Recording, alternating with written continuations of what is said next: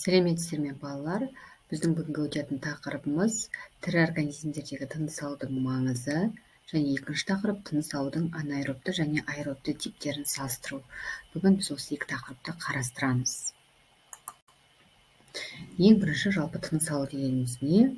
Осыған анықтама бере кетейік. Тыныс алу дегеніміз жасушадағы органикалық заттардың тотығып тіршілікке қажетті энергияның бөліну процесін айтамыз.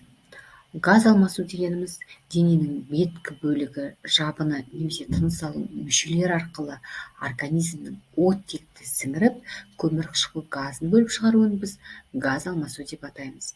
Жалпы тыныс алудың бізде екі түрі бар. Бұлар сыртқы тыныс алу немесе оларды өкпелік тыныс алу деп атаймыз, және екіншісі ішкі тыныс алу, оны оппалық тыныс алу деп атаймыз. Енді бұл екеуінің бір-бірінен қандай айырмашылығы бар екенін осыған тоқталайық. Сыртқы тыныс алу дегеніміз бұл тыныс алған кезде газ алмасу атмосфералық ауа мен қанның арасында жүреді. Қараңыздар, иә? Ал ішкі тыныс алу ол қан мен ұлпа арасындағы оттектің сіңірілуі мен көмірқышқыл газының шығарылуы арқылы жүзеге асады. Осы енді организмдердің тыныс алу типтерінің түрлерімен таныса кетейік. Жалпы қарапайымдар мен ішекқуыстыларда тыныс алу судағы еріген оттекті бүкіл денесімен сіңіру арқылы жүзеге асады. Мына жердегі суретке қарасаңыздар, қарапайымдардың өкілдері беріліп тұр, иә? Бұл бізде не? Кірпікшелі кебіше, жасыл эвгрена және мына жерде амеба беріліп тұр. Суреті кішкене анық болмай тұр. Бұл үшеуі қарапайымдардың өкілі, яғни бұлар судағы еріген оттегімен тыныс алады. Және де өсімдіктер де атмосфералық оттекпен тыныс алады, көмірқышқыл газын бөліп шығарады. Бұл бұлардың басты ерекшеліктері болады.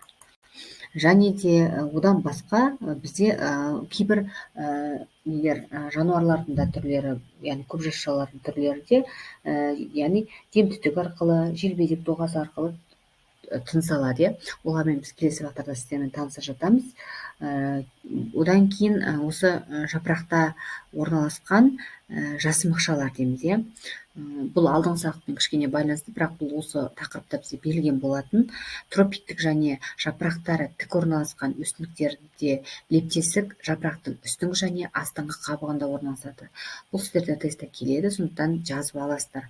Ал енді мына жерде суретке қарайық, бірінші суретке қарасаңыздар, құрлық өсімдіктерінде бағана алдыңғы сабақта көрсеңіздер, видеода содан мен айтып кеткен болатынмын.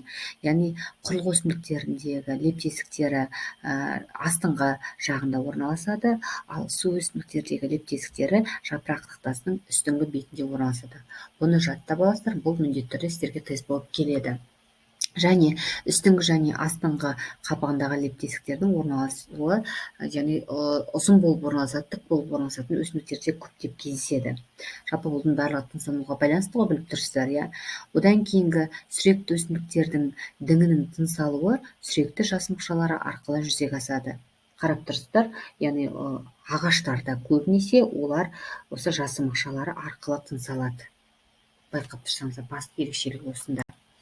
Енді келесі біздің өтетін тақырыбымыз бұл екінші тыныс алудың анаэробты және аэробты типтері. Бізде тестта көбінесе келеді сіздерге, анаэробтың, аэробтың басты анықтамасы, айырмашылығы қандай, және екінші оларға қандай организмдер жатады деген. Осыларға біз толықтай тоқталамыз. Осы кестені дәптерлеріңізге сызып аласыздар.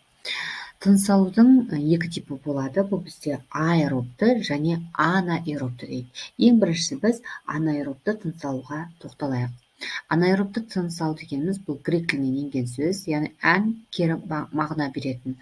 Аэр тыныс алу типі бос оттек болмайтын ортада тіршілік етіп дамитын организмдерге тән болып келеді. Анаэробты ұғымын 1861 жылы Луи Пастер ашыту майқышқылды бактериясын анықтағаннан кейін енгізді. Сіздер білесіздер, Луи Пастер ол пастеризацияны ашқан болатын. Оны 7-ші сыныптың бұрынғы ескі оқулығын оқып танысып алуларыңызға болады. Осы анаэробты бактериялардың өзін біз екі топқа ажыратамыз. Бұлар майқышқылды және сүтқышқылды бактериялар деп екі топқа бөлінеді. Ал енді бұларға қандай организмдер жатады десек, яғни қарапайымдар жатады: дизентерия амебасы, білесіздер иә, лямбля, лишмания, және одан басқа аскарида, таспа құрт, жұмыр құрт және анкилостомалар жатады.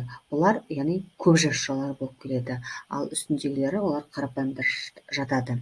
Екінші тыныс алудың түрі бұлар аэробтылар. Аэробты дегеніміз, яғни оттекті толықтай қолдана алатын ортада дамиды, яғни оттекті қажет ететін организмдер деген сөз. Мысалы, ағыл суда тіршілік ететін және батпақта тіршілік ететін организмдер. Осы аэробты организмдер микробиологияда қолданылады және спирт алу үшін органикалық қышқылдардың өндірісінде ағын суларды тазартуда пайдаланылады. Олардың кейбір түрлері қауіпті ауруларды тудырады, оларға сіреспе және газды іріңді жараны жатқызамыз. Аэробты организмдерге қандай ағзалар жатады дейтін болсақ, бұларға бүкіл өсімдіктер, барлық жануарлар және саңырауқұлақтардың және бактериялардың түрлері жатады. Солардың ішінде осы бактериялардың ішіндегі цианобактериялар мен балдырлар, жоғары саттағы өсімдіктер ерекше орын алатын фотосинтезге қабілетті организмдер болып табылады. Жалпы осы тақырып бойынша өте ғана қысқа ақпарат. Бұның барлығын дәптерлеріңізге жазып алыңыздар. Тыңдағандарыңызға рахмет. Келесі видеода кездескенше.